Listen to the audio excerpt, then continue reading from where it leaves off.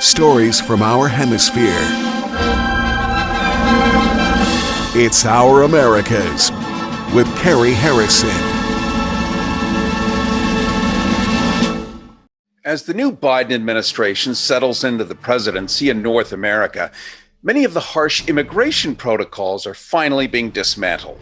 No longer will Latin American children be separated from their parents and the children then put in cages for all the world to see. This horrific political ploy from the former Trump administration was an embarrassment to anyone who calls himself an American. But it's now gone, and a more civilized process of immigration will slowly take its place. Ironically, North America's Declaration of Independence against the King of England demanded more immigration, not less. Why? Well, because the king wanted more productivity in the New World. Slavery wasn't good enough. You needed plenty of new people flooding in with new ways to create new products and new services so the British king could get his piece of the action.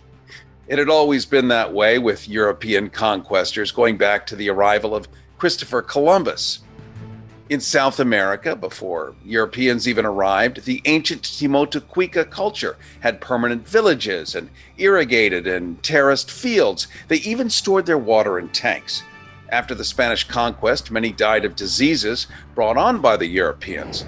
And during Christopher Columbus's third voyage to the Americas in 1497, he sailed to Venezuela's Orinoco Delta and declared he had found heaven on earth. He named the region Land of Grace, and that still remains the country's nickname even today.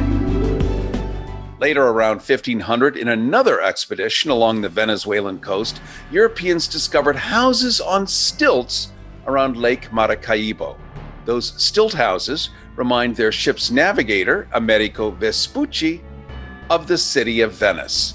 So he named the region Venezuela, or Little Venice, and of course the name America was derived from Amerigo Vespucci, the navigator. For Our Americas, I'm Cary Harrison. Our Americas with Cary Harrison.